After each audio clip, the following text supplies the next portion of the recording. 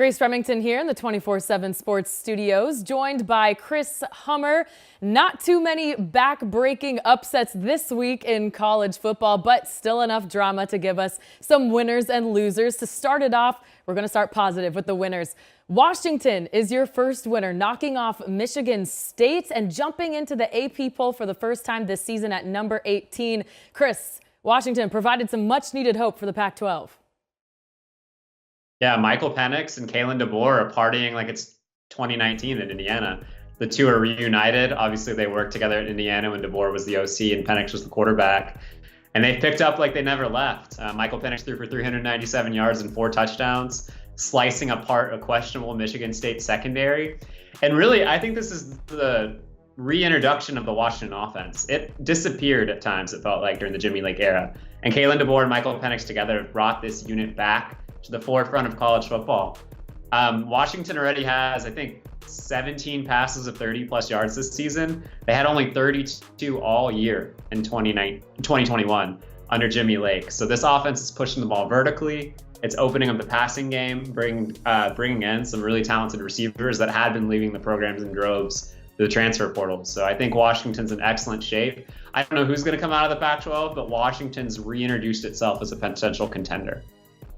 Yeah, now the question is, can the hot start 3-0 carry over to Pac-12 play? The Huskies hosting Stanford this upcoming Saturday.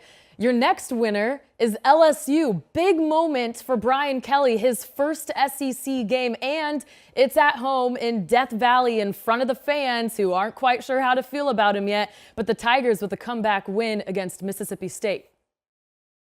Yeah, and this felt way different than the first time we saw Brian Kelly on the national stage at LSU against Notre Dame.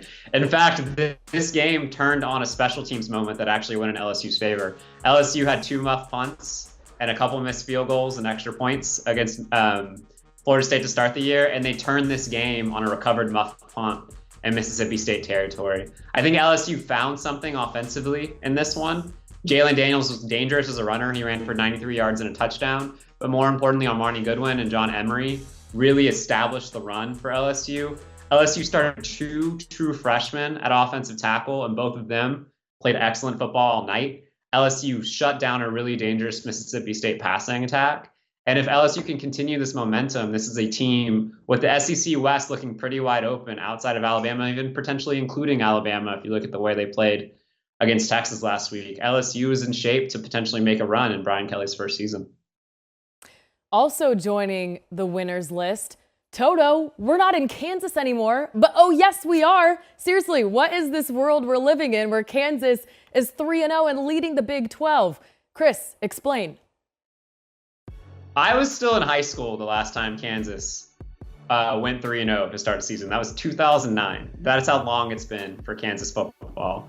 They went 3-0 thanks to a win over Houston. Houston came into the season as a ranked team. Kansas just beat one of the better G5 teams in the country. And this is stuff we haven't seen from Kansas in a really long time. This is the first time they've won back-to-back road games since 2007 when Kansas went to the Orange Bowl. Kansas, by the way, guys, went to the Orange Bowl at one point in their tenure with Todd Reesing as the quarterback. And Jalen Daniels, their quarterback, looks like the best Kansas has had since Todd Reesing. This guy is a legitimate Heisman contender. Right now, in my opinion, I have him in my top 5. And Kansas is living right now. I don't even know what the ceiling is on Kansas. Like, Kansas, if it plays this way, could easily go to a bowl, and it could easily be a dark horse contender in the Big 12. Because if you can beat Houston and you can beat West Virginia in back-to-back weeks on the road, I don't know how much of a ceiling really is on this program. It's been so long. We don't know what to think. We don't know what the ceiling or floor is anymore. Congrats to Kansas, though. Let's move on to the losers. Starting in the Plains, where boosters are reaching for their checkbooks faster than Nick Singleton can tear up the field and clear out Jordan-Hare Stadium. Chris, lots of trouble down in the Plains. Yeah, I mean, the Plains is always an interesting place. Auburn and their boosters make everything interesting, and it's going to be a really long week for Brian Harsin, but it's been a really long tenure. I think he's been dealt a really difficult hand from the start. I don't necessarily think this game is a referendum on Brian Harsin's tenure at Auburn, but I do think it's a preview of how the season might go. I still think Auburn's a pretty good team. I think if you looked at them in a power rating, they'd be a top 35 team nationally. But when you consider Auburn still has LSU, Georgia, Ole Miss, Arkansas, Mississippi State, Texas A&M, and Alabama left on the schedule, like, things could get rough for Auburn this year. Auburn clearly has a quarterback problem. Their quarterback combo between TJ Finley and Robbie Ashford was a problem on Saturday. And the strength of Auburn is supposed to be its run game and the ability to stop the run. Penn State dominated on both ends of that on Saturday, and Jordan Hare. So it was a really rough Saturday for Auburn. I think their worst home loss since 2012. And given the way the schedule sets up, things could end up getting really ugly for Auburn if things don't turn around quickly. Yeah, things don't get any easier in the SEC West. It's going to be a long season for Auburn and Brian Harsin. Our next loser on the list, Kansas may have taken all the juice out of the state, because now Kansas State finds itself on this list after losing to an underdog Tulane. Yeah, what a bizarro world. Kansas is a winner, Kansas State is a loser. And Kansas State's a team that I think many people thought could be a Big 12 contender this year. But I think this game showcased some of the problems Kansas State has. Kansas State's supposed to win up front. It's a program built on toughness and in the run game. And Kansas State did that a week ago against Missouri. They dominated up front. They couldn't do it against Tulane this week. Kansas State had 5 drives in the second half stall on 4th and 2nd, or 3rd and 2nd, or 4th and 2nd and fewer. And it did not have the ability to put away the game like it needed to. And Kansas State lacks the top end talent to really expose teams in the Big 12. It has to play its best every week to have a chance. And that shows kind of the flaws with Kansas State as a contender in the Big 12 this year. Kansas State's still going to beat some people, but I think this game showcased some of the limitations Kansas State has in terms of its ability to compete for the Big 12. Our final loser on the list, Arizona State falls to Eastern Michigan. Coach Herm Edwards, great TV personality, great soundbite, not as great of a coach. Herm Edwards is out as head coach of the Sun Devils just 3 games in to his 5th season with the team. Our own Chris Cartman of SunDevilSource.com was the first to break the news. A portion of this ASU fan base was always calling for Herm's job since he stepped foot on campus back in 2018. Now you have the loss to Eastern Michigan. That's the kind of game that kind of gives those fans permission to say, hey, I told you so. But at least from the administration side, why is now the right time to move on? Now is a great question. I think the right time to move on was probably this offseason.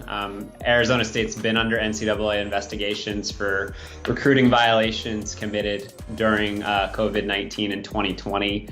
It's largely expected Arizona State's going to get hit pretty hard because of that. Most of the staff members on Herm Edwards' staff from that time were fired or let go. So Herm sticking around is a bit of a surprise, and it's probably due to his relationship with his athletic director, who also happens to be his former agent. So that mattered. But when you lose to Eastern Michigan, I think it just tells you all you need to know about what direction Arizona State's heading.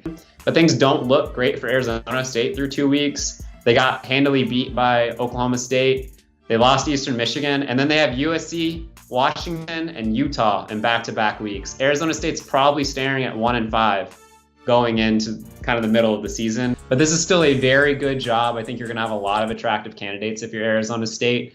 And by firing Herm Edwards now, you allow the administration to work through the hiring period and have plenty of time to make their next hire. All right, your winners and losers of the college football season, week 3. Chris Hummer, thanks so much for your time. And remember, for all your college football coverage, check us out on 247sports.com and subscribe to the 247 Sports YouTube channel.